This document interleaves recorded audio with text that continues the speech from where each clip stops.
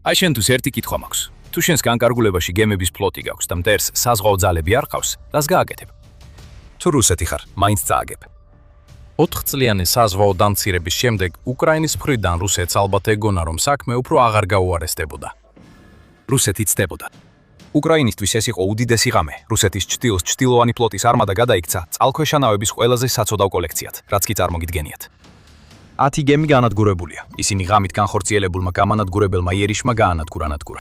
ეს მხოლოდ სასიკვდილო იერიში არ ყოფილა უკრაინის მხრიდან. ეს იყო გზავნილი პუტინისთვის, რომ მისი არც ერთი გემი აღარასდროს იქნება უსაფრთხო.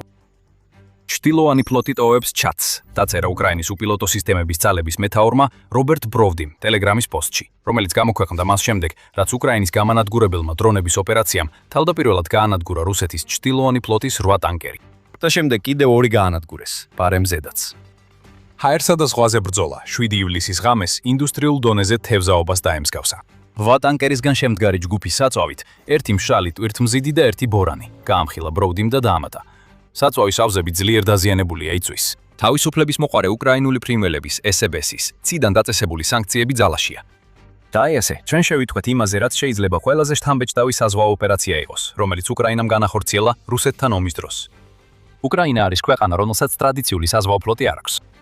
რამდენიმე საპატრულო გემისა და ნაღმსაწინააღმდეგო ხომალდის გარდა, უკრაინას არ ჰყავს საბრძოლო გემები, რომლებსაც შეუძლია რუსეთის ფლოტს დაუპირისპირდეს, მაგრამ მას ეს არც სჭირდება. როგორც არაერთხელ გვინახავს, უკრაინის მფრინავმა სანქციებმა ზიანი მიაყენა და რუსეთს კიდევ ერთხელ შეახსენეს, რომ არც შავი ზღვა და არც აზოვის ზღვა უსაფრთხო არ არის მისი არც ერთი გემისთვის. ძლიერი შეხსენება იყო ეს. აი დეტალები. ყველა საწვავის ტანკერი, რომელსაც უკრაინის დრონებმა დაარტყეს 7 ივლისამდე, საერთაშორისო სანქციების ქვეშ იმყოფება. თითოეულის ტვირთამწეობა დაახლოებით 7000 ტონა. აშენებულია 2006-2016 წლებში და სიგრძეში დაახლოებით 140 მეტრია. ეს ერთგორონება რუსეთს მიერ უკანონო ნავთობის გადასატანად გამოყენებულ გემებს უკრაინისთვის ადვილად შესამჩნევს ხდის. ასევე ჩანს, რომ ეს არ არის ის უზარმაზარი ტანკერები, რომლებიც საერთაშორისო რეისებს ასრულებენ იმ ქვეყნებში, რომლებიც რუსულ ნავთობს დიდი ფასტაკლებით ხიდულობენ. ამ გემებს სხვა როლი აქვთ და მალე ამაზე ვისაუბრებთ. მანამდე, სახელების ჩამონათვალი. 8 ტანკერი, რომელიც უკრაინამ გაანადგურა, იყო სანარ 1 სანარ 17 ვენუს, 3 ტეტი, კლიმენა, პენელოპე, ალექსეი სავრასოვი და MS ივან ჩერემისინოვი. ბროდი ამ ხელს. ეს 8 და რამდენიმე საათის შემდეგ, მისი საწყისი ანგარიშის შემდეგ, ბროდიმ თქვა, რომ უკრაინამ კიდევ 2 ტანკერი დაამატა და ჯამში 10 გახდა. დაამატეთ ბროდის მიერ თავის პირველ პოსტში ნახსენები ბორანი და მშრალი ტვირთმზიდი და მიიღებთ ზუსტად 12 რუსულ ხომალდს, რომლებიც უკრაინის უპილოტო სისტემების ძალებმა ახლახან წყალქვეშა ნავებად გადააქციეს. ეს ჩვეულებრივი თავდასხმა არ ყოფილა. ეს იყო ზუსტი, კოორდინირებული და მომაკვდინებელი. ეს იყო გზავნილი პუტინისთვის და მისი გარემოცვისთვის, რომ ტანკერები და ბორანები, რომლებიც მან სანქციების თავიდან ასაცილებლად ედგეწოდებული ჩtildeოან ფლოტად გადააქცია, ახლა სამიზნეებია, როცა კი უკრაინის დრონების მოქმედების არეალში მოხდებიან. ეს იყო რუსეთის ლოგისტიკის სრული განადგურება იმ რეგიონში, სადაც პუტინს განსაკუთრებით სჭირდება, რომ ეს ლოგისტიკა მაქსიმალურად შეუფერხებლად მუშაობდეს. და სწორედ ეს დრონები და მათი ოპერატორები იყვნენ ამ მოვლენების მთავარი გმირები. უკრაინის სტრატეგია ბრძკინვალე იყო. თავდასხმის ამსახველი კადრები ერთსა და იმავეს აჩვენებს კვლავ და კვლავ. დრონი უახლოვდება ტანკერს, მიზანში იღებს ხომალდს, შემდეგ კი ეშვება და აფეთქდება. ხშირად ხედავთ, რომ ხომალდები, რომლებზეც ეს დრონები თავდასხმას ახორციელებენ, უკვე ცეცხლშია გახვეული. ეს გვიჩვენებს, რომ უკრაინამ დრონების როი გამოუშვა. აქ ერთი დრონი თითოეულ ხომალდზე არ იყო გამოყენებული. უკრაინამ მრავალჯერადი დარტყმები განახორციელა, რათა გაანადგურებინა ტანკერები, რომლებიც რუსეთის საომარი მანქანისთვის მნიშვნელოვანია. მაგრამ ვიდეო კადრები კიდევ ერთ რამესაც გვაჩვენებს, როგორც ამას Defense Express-ის უკრაინის დრონების დარტყმების მიმოხილვაში ვხედავთ. უკრაინის მიერ გამოყენებულ თითოეულ დრონს კონკრეტული სამიზნე ჰქონდა იმ ხომალდებზე, რომლებზეც ისინი დაესხმენ თავს. მათ დაარტყეს ზედა ნაგებობებს, რომლებიც განსაზღვრულია როგორც ნებისმიერი დახურული სტრუქტურა, რომელიც გამოდის გემის ზედა გემბანზე. ზედა ნაგებობები დაუცველია და ხშირად ორივე მხრიდან ბრტყელი გემბანი აკრავს, რაც მათ აშკარა სამიზნე დაქცევს დასათქმელად.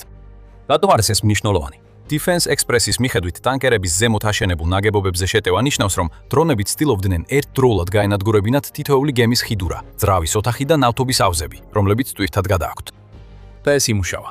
ამას ხედავთ იმ გემებიდან ამოსული ალიებიდან, რომლებიც უკრაინული დრონების სამიზნეში მოხვდნენ. რაც შეეხება გამოყენებულ დრონებს, არსებობს გარკვეული ვარაუდები. Defense Express-ი ვარაუდობს, რომ უკრაინამ FP2 ტიპის დრონები გამოიყენა რუსეთის ჩtildeოანი ფლოტის გემებზე. ეს დრონები, რომლებიც Firepoint-ის მიერ არის დამზადებული, ნამდვილად შესაფერისია ამოცანისთვის. ეს დრონები, რომლებსაც შეუძლიათ 200 კილოგრამიანი სასარგებლო დატვირთვის ტარება და აქვთ 370 კილომეტრის ფრენის დიაპაზონი, შეუძლიათ მიაღწიონ გემებს, რომლებიც საშუალო დარტყმის მანძილზე იმყოფებიან, განსაკუთრებით მაშინ, თუ ისინი გაშვებულია იმ ხომალდებიდან, რომლებიც უკრაინამ შავ ზღვაში გაგზავნა.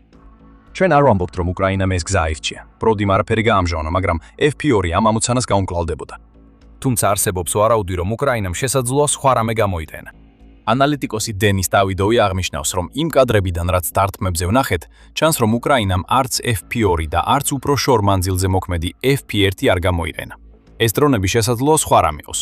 შესაძლოა ისინი იყენებენ მანქანურ ხედვას, რაც ნიშნავს, რომ უკრაინას აზოვის ზღვაზე ხავყავს ავტონომიური დრონები, რომლებიც მიზნების დაზიანებას მინიმალური ჩარევით ახერხებენ. ეს ყველაფერი მხოლოდ ვარაუდია, მაგრამ რაც ნამდვილად რეალურია, ისაა, რომ 10 რუსული ნავთობის ტანკერი იწვის 2 დამატებით გემთან ერთად. ეს ნიშნავს, რომ უკრაინამ გაფრთხილება რეალობად აქცია, რომელიც პრეზიდენტმა ვლადიმირ ზელენსკიმ ამ თავდასხმამდე რამდენიმე დღით ადრე გააკეთა. უკრაინის საზღვაო ძალებმა თავდაცვისა და უსაფრთხოების ძალების სხვა ნაწილებთან ერთად ის გააკეთეს, რასაც ბევრი შეუძლებლად მიიჩნევდა. რუსეთმა დაკარგა შავი ზღვა და ეს დაიწყო ზმეინის კუნძულის გათავისუფლებით და გაგრძელდა ჩვენი ოპერაციებით რუსეთის ფლოტის, პორტებისა და ოკუპანტი ძალების წინააღმდეგ ჩვენს ყირიმში. ჩვენ ვამტკიცებთ, რომ შავი ზღვისა და აზოვის ზღვის რეგიონები ნამდვილად არ იქნება მშვიდობის ადგილი რუსეთისთვის, ითხოვინება UN-ი 4 ივლისს უკრაინის საზღვაო ძალების დღის წინ. რუსეთს უნდა მოესმინა. უკრაინამ ეს გაფრთხილება სულ რამდენიმე დღეში რეალობად აქცია. აზოვის ზღვაში სიტუაცია გამწოდა. ეს პუტინისთვის უკვე დიდი პრობლემაა, თუმცა ამის უკან კიდევ ერთი საკითხი იმალება. ხედავთ, საქმე მხოლოდ იმაში არ არის, თუ რას დაარტყა უკრაინამ, ან იმაში, რომ ყველა განადგურებული ტანკერი აზოვის ზღვაში დაცურავდა. ზუსტად ის ადგილი, სადაც ეს დარტყმები განხორციელდა, პუტინს აკანგალებს და რუსეთის მოსახლეობის გარკვეულ ნაწილს, რაც შეიძლება სწრაფად გაქცევის გზის ძებნას. მაგრამ სანამ ამაზე გადავიდოდეთ, შეგახსენებთ, რომ თქვენ უყურებთ სამხედრო შოუს. ჩვენ გაჩვენეთ სრულ სურათს, არა მხოლოდ სათაურებს. თუ გსურთ მეტი იხილოთ, გამოიწერეთ არხი და აჭირეთ ზარის ღილაკს, რომ პირველებმა ნახოთ ჩვენი ახალი ვიდეოები. ასე რომ ვიცით, რომ უკრაინის დარტყმები, რომლებმაც გემები ჩაძირა აზოვის ზღვაში მოხდა, უკრაინას ასევე ოფიციალურად არ გამოუცხადებია დარტყმების ზუსტი მდებარეობა. მაგრამ ჩვენ არ გვჭირდება ეს ინფორმაცია უკრაინისგან მივიღოთ. რაც ყველაზე მეტად მნიშვნელოვანია, უკრაინის დამანგრეველი თავდასხმის შესახებ არის ის, რომ თითოეული დაზიანებული ტანკერი დაარტყეს დაახლოებით 15 კილომეტრით ჩრდილო-აღმოსავლეთით ოკუპირებული ყირიმის ქალაქ კერჩიდან და დაახლოებით 4 კილომეტრში კრონის კონცხიდან, რომელიც ოკუპირებული ყირიმის სანაპიროსთან ახლოს მდებარეობს. ეს დაადასტურა NASA-ს ცეცხლის მონიტორინგის სამსახურმა, რომელმაც დააფიქსირა ძლიერი ალი, რომელიც მოდიოდა იმ ჩრდილოვანი ფლოტის გემებიდან, რომლებზეც უკრაინამ მიიტანა დარტყმა. დამატებითი მტკიცებულებისთვის Defense Express-ი აღნიშნავს, რომ ევროპის კოსმოსური სააგენტოს საჯარო სატელიტური ფოტოები, რომლებიც თარიღდება 6 ივლისით, სწორედ ამ ტერიტორიაზე გემების დიდ თავმოყრას აჩვენებს. ზღვაოსნობის თვალთვალის სერვისებზე არც ერთი გემი არ ჩანდა, რაც ნიშნავს, რომ მათ ტრანსპონდერები გამორთული ჰქონდათ. ესენი იყვნენ ჩრდილოვანი ფლოტის გემები, თუ საერთოდ რომელიმე გემს შეიძლება ასე ეწოდოს, და მათი მდებარეობა მნიშვნელოვანია ერთი მარტივი მიზეზის გამო. ისინი ყველა 20 კილომეტრის რადიუსში იყვნენ ქერჩის ხიდთან, რომელიც ერთადერთი სახმელეთო გზაა რუსი ოკუპანტებისთვის ყირიმში შესასვლელად და გამოსასვლელად. ის, რაც ახლახან ვიხილეთ უკრაინისგან, არის გაფრთხილება ოკუპანტებისთვის ყირიმში, რომ დროა დატოვონ უკანონოდ ანექსირებული ნახევარკუნძული. ეს არის უკრაინის გზამილი ოკუპანტებისთვის, რომ მას შეუძლია ქერჩის ხიდზე დარტყმა ისეთივე მარტივად, როგორც იმ სამიზნეების განადგურება, რომლებიც ამ ხიდიდან რამდენიმე კილომეტრში მდებარეობს. დღეს ეს იყო ჩრდილოვანი ფლოტის გემები. ხვალ შეიძლება თავად ხიდი იყოს. და თუ ეს ხიდი დაინგრევა, ასობით ათასი ოკუპანტი, რომლებმაც 2014 წლიდან ყირიმის საკუთარ სახლად აქციეს, ვეღარ შეძლებენ ნახევარკუნძულიდან გასვლას. ისინი მახეში აღმოჩნდებიან და უკრაინა მათ ცხოვრებას ჯოჯოხეთად გადააქცევს. ეს უკვე მეორე გაფრთხილებაა, რომელიც უკრაინამ ქერჩის რეგიონში სულ რამდენიმე კვირაში გასცა. 21 ივნისს უკრაინამ გამოაცხადა, რომ გაანადგურა სამიზნეები ქერჩის ხიდის ორივე მხარეს. ასევე რამდენიმე ბორანი ხიდის მიმდებარე წყლებში, რომლებსაც რუსეთი იყენებდა კრიმში მარაგების გადასატანად. ბორანების გარდა უკრაინამ დაარტყა საწვავის სატრანზიტო ტერმინალებსა და პორტის ინფრასტრუქტურას ხიდის ორივე მხარეს, რითაც იგივე გზავნილი გააგზავნა, რომ თავად ხიდიც ნებისმიერ დროს შეიძლება დაიბომბოს, როგორც ეს 7 ივლისს მოხდა. რუსეთის საჰაერო თავდაცვის სისტემებმა სრულად ვერ შეძლეს ამ თავდასხმის შეჩერება. იგივე ჩავარდნა ვიხილეთ 10 ტანკერის განადგურების დროსაც. რუსეთს უნდა შეძლებოდა ამ თავდასხმების შეჩერება. მას აქვს საჰაერო ბაზები ოკუპირებულ ყირიმში და რუსეთის კრასნოდარის მხარეში, რომლებიც უნდა უზრუნველყოფდნენ დაცვას იმ ხომალდებისთვის, რომლებსაც უკრაინა განაგრძობს დარტყმას კერჩის სრუტეში. მაგრამ ან საკმარისი არ გააკეთეს, ან საერთოდ არაფერი გააკეთეს. სხვათა შორის კიდევ 10 ხომალდია, რომლებმაც ასევე გამორთეს თავიანთი ტრანსპონდერები იმავე რეგიონში, სადაც უკრაინამ გაანადგურა ის ათეული. თუ უკანონო ყირიმის ოკუპანტებს ჯერ კიდევ არ მიუღიათ ეს მესიჯი, უკრაინა შეიძლება კიდევ ერთხელ მიაწოდოს. გამოდით ყირიმიდან. ეს არის გაფრთხილება, რომელიც უკვე ბევრჯერ იქნა მიწოდებული. ივნისის შუა რიცხვებში ყირიმელი თათრების მეჯლისის ხელმძღვანელმა რაფათ ჩიბაროვმა ეს გაფრთხილება უკრაინის სახელით გააჟღერა და განაცხადა. მინდა განსაკუთრებით მიუმართო მათ, ვინც ნახევარკუნძულზე 2014 წლის 27 თებერვლის შემდეგ დასახლდა. თქვენი ყოფნა ყირიმში გაყალბებული რუსული საკუთრების დოკუმენტებით არალეგალურია, როგორც უკრაინის კანონმდებლობით, ასევე საერთაშორისო სამართლის ყველა ასპექტით. სანამ ქერჩის ხიდი ფუნქციონირებს, თქვენ ჯერ კიდევ გაქვთ შანსი დატოვოთ ყირიმი. მალე ეს შესაძლებლობა აღარ იასებებს. და ეს განცხადებაა ის, რაც ნამდვილად მნიშვნელოვანია. უკრაინა ანადგურებს არამხოლოდ ჩრდილოვან ფლოტის გემებს, ის ამას აკეთებს ზუსტად იმ ადგილას, რაც აჩვენებს, რამდენად მარტივად შეუძლია ქერჩის ხიდის დარტყმა თუ მოინდომებს. თუ ეს გაფრთხილებები კვლავ უგულებელყოფილი დარჩება, უკრაინა აღარ დაინდობს და ოკუპანტებისთვის წასვლას შეუძლებელს გახდის. და ამ ოკუპანტებს არ სურთ, რომ ეს შესაძლებლობა გაქრეს. ამ ყველა მდებარეობის ინფორმაციის გათვალისწინებით შეგვიძლია ოფიციალურად ვთქვათ, რომ უკრაინის 7 ივლისის დრონებით თავდასხმები რუსეთის ტანკერებზე იყო ყირიმის იზოლაციის სტრატეგიის ნაწილი, რომელსაც ბოლო რამდენიმე თვეა წარმატებით ახორციელებს. აპრილის დასაწყისიდან უკრაინამ ტალღა-ტალღაზე გაუშვა საშუალო მანძილის დარტყმის დრონები და დაარტყა იმ ლოგისტიკურ არტერიებს, რომლებიც ყირიმში შედის. მაგისტრალები და ხიდები, რომლებიც ნახევარკუნძულზე მიდის, ახლა დაფარულია ასობით მომარაგების სატვირთო მანქანისა და საწვავის ტანკერის დამწვარი ნარჩენებით. ხიდები დაინგრა უკრაინის დარტყმების სიმძიმის ქვეშ და ზღვით მომარაგების მარშრუტებიც კი ირღვევა. უკრაინამ გაანადგურა სარკინიგზო ხაზები იზოლაციის კამპანიის ფარგლებში, რომლის მიზანიც არის ქერჩის ხიდი გახდეს ერთადერთი გზა ყირიმში შესასვლელად და გამოსასვლელად. გაითვალისწინეთ, რომ ეს ხიდი სულაც არ არის უსაფრთხო გზა. უკრაინამ ეს ხიდი რამდენჯერმე დაარტყა, რის გამოც რუსეთმა სამხედრო ტრანსპორტის გადაადგილება ხიდზე შეწყვიტა. ეხლა ეს აკრძალვა კითხვის ნიშნის ქვეშ დგას. რუსეთს შეიძლება ისევ მოუწიოს თავისი სატვირთო მანქანების ქერჩის ხიდზე გადაყვანა, რაც ყველაზე ნაკლებად სურს. ეს არის უკრაინის სტრატეგიის გენიალურობა. საქმე მხოლოდ იზოლაციაში არ არის. ეს გულისხმობს რუსეთისთვის ყირიმში შესასვლელი ყველა ლოგისტიკური მარშრუტის გადაკეტვას, რაც ნახევარკუნძულზე ოკუპანტებს უგზავნის მესიჯს, რომ პუტინს მათი უსაფრთხოების გარანტია აღარ შეუძლია. პუტინი არის ლიდერი, რომელიც ეკრდნობა ძლიერი ლიდერის იმიჯს. ის არის რუსეთის დიდი დამცველი, თუ კრემლის პროპაგანდას დაუჯერებთ. მაგრამ ეს იმიჯი ზიანდება ყოველ ჯერზე, როცა უკრაინული დრონი ყირიმში ან მის გარშემო სამიზნეს უხტყამს. უკრაინას ახლა მტკიცედ აქვს ყირიმი ხელში და ოკუპანტები ტკივილს გრძნობენ. საწვავის დეფიციტი მთელ ნახევარკუნძულზე მძვინვარებს. ბევრ ბენზინგასამართ სადგურს ან საერთოდ არ აქვს საწვავი, ან ინახავს მას სამხედროებისა და საგანგებო სამსახურებისთვის, რის გამოც მოსახლეობა და ტურისტები ვერ გადაადგილდებიან ყირიმში. ყირიმის მასშტაბით ელექტროგენერატორებს მწყობრიდან გამოჰყავთ, რის გამოც რეგიონულმა გუბერნატორებმა საგანგებო მდგომარეობა გამოაცხადეს. საკვებიც კი პრობლემად იქცა. უკრაინა იუწყება, რომ ყირიმის ბევრ სასურსათო მაღაზიაში ძირითადი პროდუქტები იწურება და ეს ყველაფერი უკრაინის სასტიკი ლოგისტიკური ბლოკადის კამპანიის შედეგია. ასე რომ, როდესაც უყურებთ უკრაინის გემების დამანგრეველ 7 ივლისის დარტყმებს, ჩვენ მხოლოდ რუსეთის ჩრდილოვან ფლოტზე მიყენებულ გამანადგურებელ დარტყმას არ ვხედავთ. ჩვენ ვხედავთ სტრატეგიის ესკალაციას, რომელიც უკვე მოქმედებდა და ამას ემატება კერჩის ხის ხიდთან დაკავშირებული გაფრთხილება. ეს პატარა გემები სავარაუდოდ საწვავს აწვდიდნენ ყირიმს. წვდიდნენ ყირიმს. ახლა ისინი ამას ვეღარ შეძლებენ. ისინი იწვის. და თითქოს ამის ხაზგასასმელად, აზოვის ზღვაში დაზიანებული ტანკერები და სატვირთო გემები ერთადერთი სამიზნე არ არის, რომელსაც უკრაინამ დაარტყა. 6 ივლისს Moscow Times-მა გაავრცელა ინფორმაცია, რომ ყირიმზე ღამის შეტევამ რეგიონში ელექტროენერგიის გათიშვა გამოიწვია, ხოლო ხელისუფლება ცდილობდა ელექტროენერგიის გადის გადამისამართებას მას შემდეგ, რაც კიდევ რამდენიმე ქვესადგური გამოვიდა მწყობრიდან. ეს განუწყვეტელი განადგურებაა. და მდგომარეობა მხოლოდ უარესდება, რადგან ყირიმის თავდაცვა კიდევ უფრო ინგრევა და უკრაინის დრონები ძლიერდება. რა თქმა უნდა, ვერ უგულებელყოფთ უკრაინის 7 ივლისის დარტყმების კიდევ ერთ ასპექტს, რაც იმაში მდგომარეობს, რომ მათ რუსული ჩრდილოვანი ფლოტისთვის უზარმაზარი დარტყმა მიაყენეს. ეს ფლოტი უკრაინისთვის დიდი პრობლემაა.